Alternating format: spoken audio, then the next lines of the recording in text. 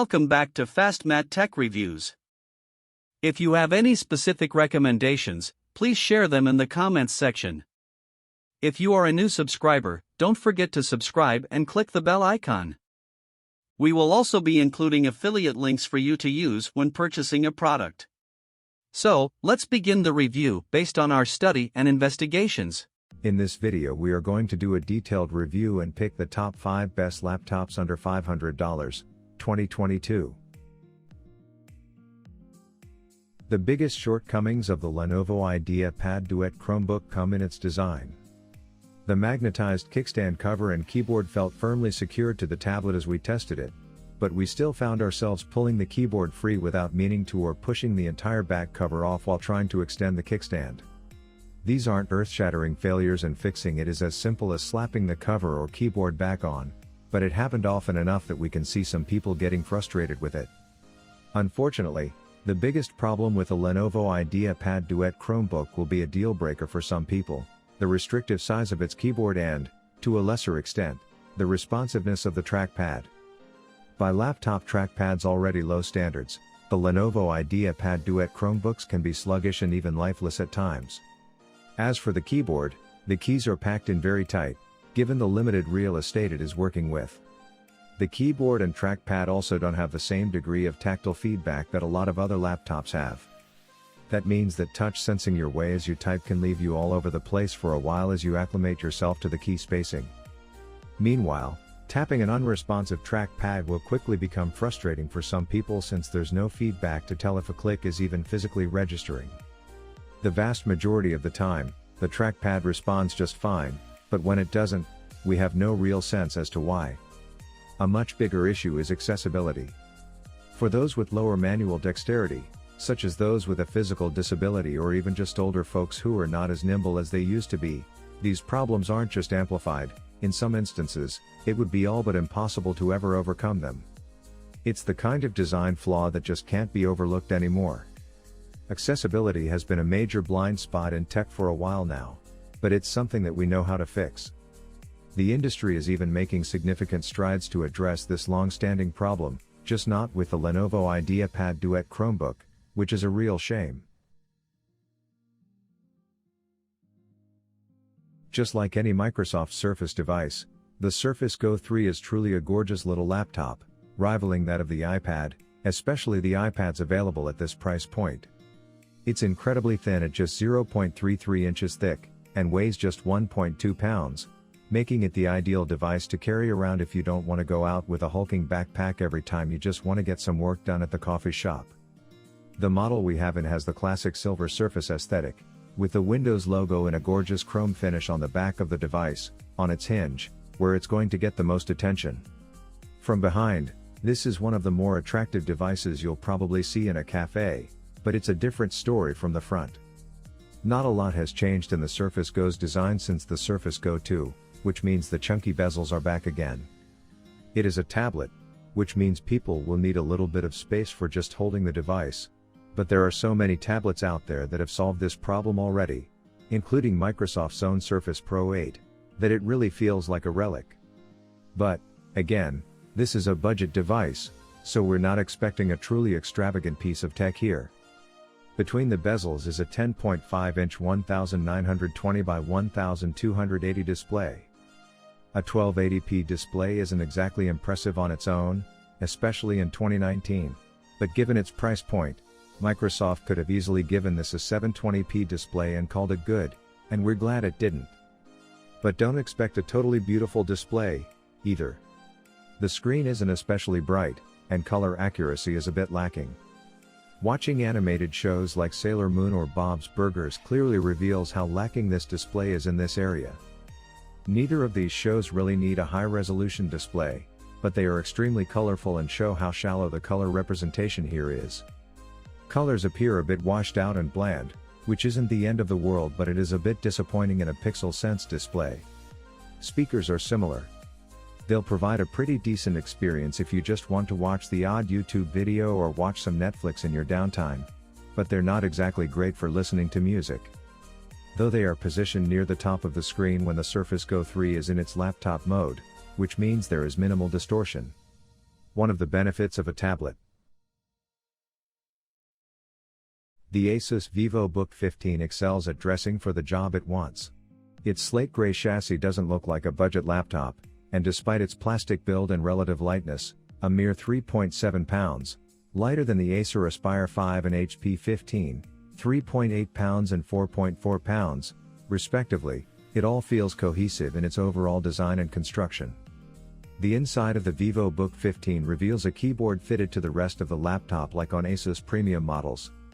The trackpad is flush on the wrist rest without being too obvious, and there's even a fingerprint scanner for locking up your system.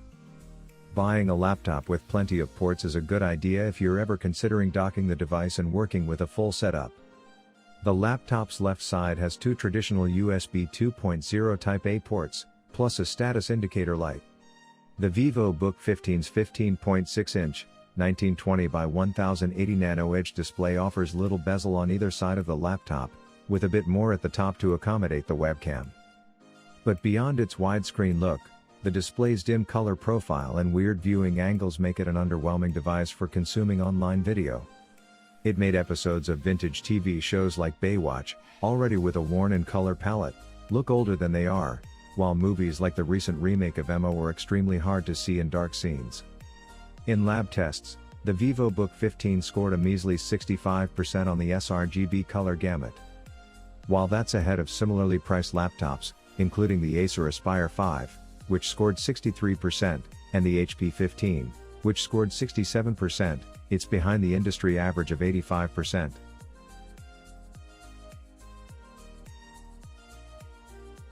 The Lenovo Flex 5i Chromebook starts at $450 direct from Lenovo with an 11th Gen Intel Core i3, 4GB of RAM and 64GB of EMP flash memory for storage.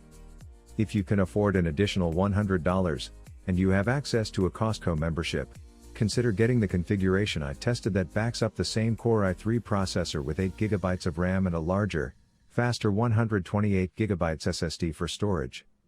As with many laptops these days, the memory is soldered on and can't be upgraded later.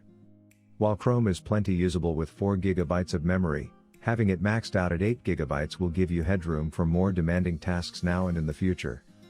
Most Chromebooks that are less expensive than the Flex 5i typically have smaller displays, all plastic bodies and slower processors.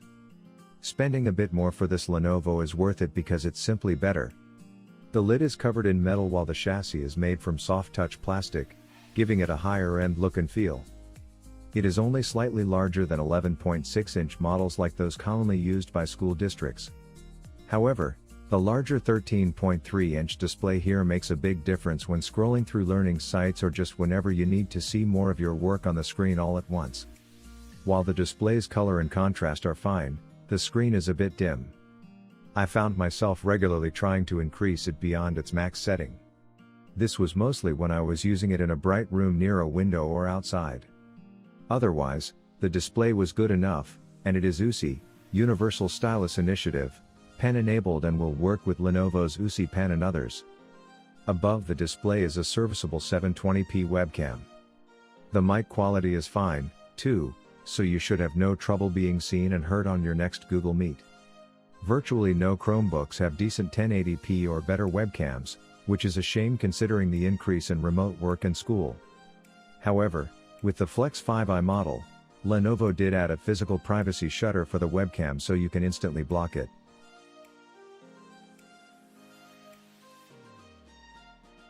The Acer Aspire 5 feels like a refuge from circa 2015.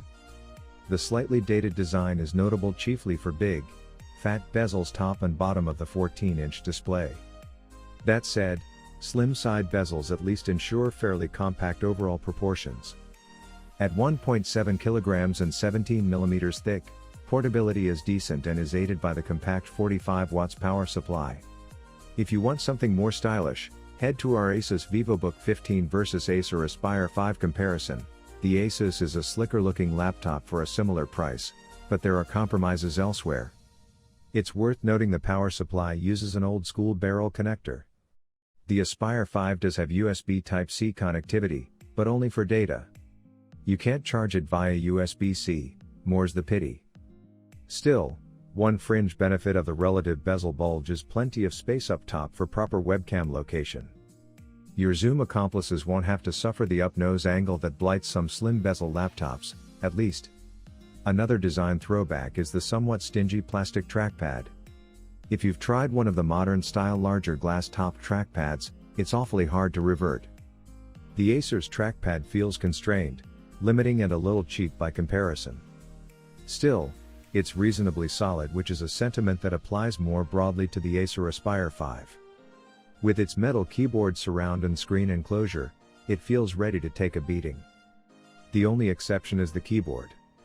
The bed is prone to a bit of bounce.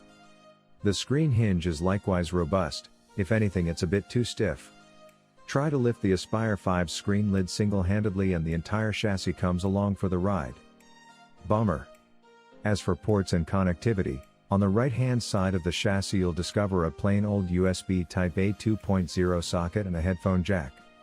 On the left there's HDMI, a pair of 5 gigabits per second USB 3.1 ports, plus a USB Type-C connector, again running at 5 gigabits per second. The only conspicuous omission is an SD card reader. Audio-wise, the Acer Aspire 5 is configured with a pair of bottom-firing stereo speakers at the front of the chassis. In terms of clarity and soundstage imaging, they're not actually all that bad. But the total absence of anything akin to bass and also very little by way of mid-range results in a very thin overall audio experience.